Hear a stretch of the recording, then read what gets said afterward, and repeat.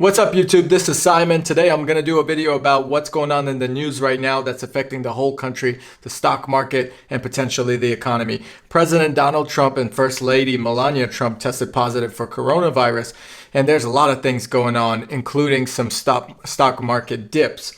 In this video, I'm going to go ahead and go into what it means for the stock market, the economy, and the American people. Before I get into this video, hit that like button and subscribe to my channel for more content like this. As always, I appreciate it, and I appreciate you commenting and leaving some feedback as well. Let's get into it.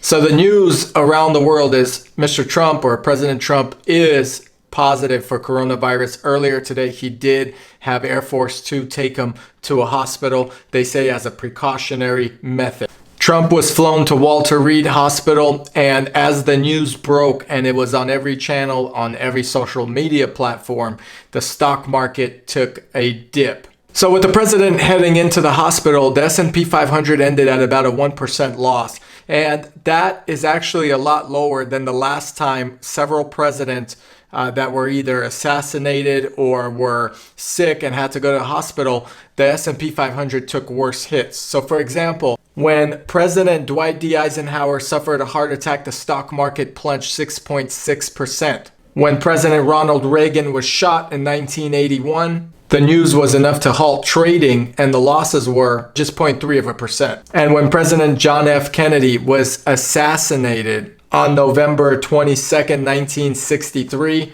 the sell-off of the stocks was 2.8%. So retrospect, in regards to the market, President Donald Trump going to the hospital today only offset the market by 1%, which is very small in comparison to what I thought it would be. There's two ways that this could be going in either direction in terms of the stock market and the economy. The president's condition, God forbid, would get worse, and the stock market on Monday would tumble even further. Or if the president just checked in there for 2 days or over the weekend as a safety precaution, like his administration is stating, the stock market will actually go back up if he bypasses this coronavirus illness. So his wife is doing well, according to him and the staff. He said he was feeling great, but on his way to the hospital as a precaution. I did look at the video of him talking. He did look a little weathered, and I was a bit worried. Getting back to the stock market, we really got to understand that if the president, God forbid, condition deteriorates, you're going to see a big drop in stocks. In fact, not only did the stock market drop today, but the jobs report was off by 200,000 than the expectation that they set for the job gains. So the stock market also potentially could have dipped because of that. Now, the bond market also increased relative to the stock market, a little bit decreasing. However, there's also talks of a new stimulus package. I know the House passed another bill where they went down about $800 billion on their previous stimulus package that they offered, the HEROES Act. So that's been adjusted, and both parties are again trying to work towards a new stimulus package. So potentially the stock market did not take as much of a hit because even though Trump went in for coronavirus, there is discussion of an additional stimulus aid package from the government. The timing of all this is skeptical. There's a lot of rumors and conspiracy theories right now going on. From the right side, the timing of the coronavirus and the president and his staff getting a coronavirus, with the debates in line, with the selection of the Supreme Court justice that basically will potentially sway the presidency in his favor if the ballot voting is not properly counted, or if there's some type of judicial decision that needs to happen. With the president selecting that justice or that judge on the panel, he will have a better advantage of becoming president again if it goes to that. So the timing of this, in some conspiracy theories, is very skeptical.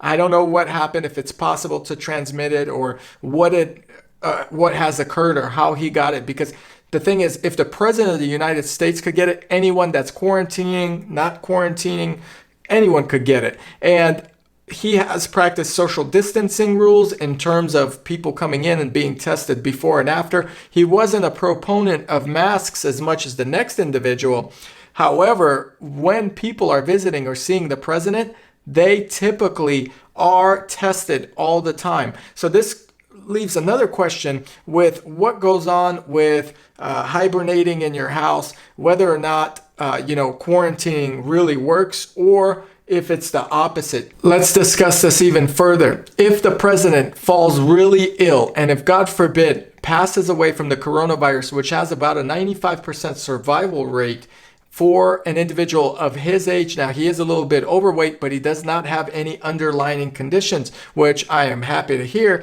But if he does happen to pass away, is there any blame on China? Because they have proven that the virus has come from a Chinese lab. And if that virus affects our president, should anyone be at fault aside from maybe himself that potentially did not use masks or was out and about when the quarantine should have been happening?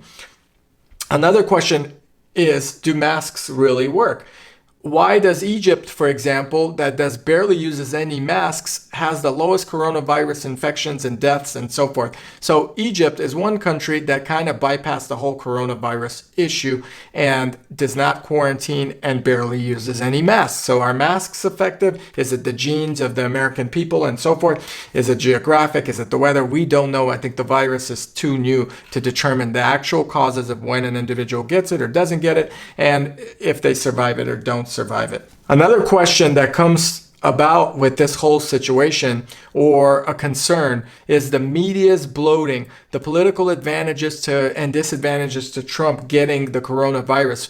There are people out there that are basically saying, that's what you get for not wearing masks. That's what you get for having your gatherings. And this is what you get for being Trump. People on the internet are so cruel. No matter which party you are on, you should never wish death upon anyone. Whether or not you stand for what they stand for, or you stand for something completely different, wishing death on someone is probably the most vile and disgusting thing anyone could do. And there are many people that have done it, including aides of the Obama administration, people in the media, individuals all over Instagram and Twitter and so forth. And they're all saying, I hope you die. I hope she dies. I hope they both die, etc. And it is sickening. I hope that those people get help, because no matter what, you can never wish death on somebody. It is disgusting. It's vile. And if anything, and if this is your president, even if you did not elect them, you still have to have respect for yourself and the country that you live in. Another question is, what happens with the next set of debates? Are we going to have the next debate? Now, Vice President Pence was around President Trump, and he's also quarantining right now.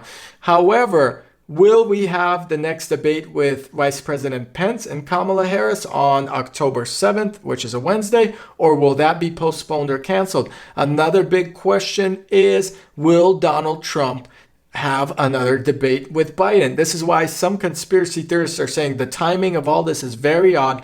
And will there be another debate between Trump and Biden? Another thing that was mentioned because of Mr. Trump having coronavirus, which I'm not sure why it is even mentioned or why it's being brought up. Chuck Schumer basically said that with President Trump being in the hospital, Judge Amy Barrett should not be elected to the seat in the judicial branch. So he is trying to postpone her being a judge as elected by President Trump, because he's saying President Trump the timing is off. He's in the hospital. The Senate should not be voting on her seat, which I have no idea what the two have to do with each other. But in my opinion, the Democratic Party is doing everything possible to avoid her fulfilling the seat, so that if a vote does come down to selecting the president based on ballots and confusion and so forth on November 3rd, which is election, she would not be there to sway towards his side and finally nominate him. So here's another interesting fact. If President Trump is too sick to be president, he can withdraw himself or put his presidency on a hold.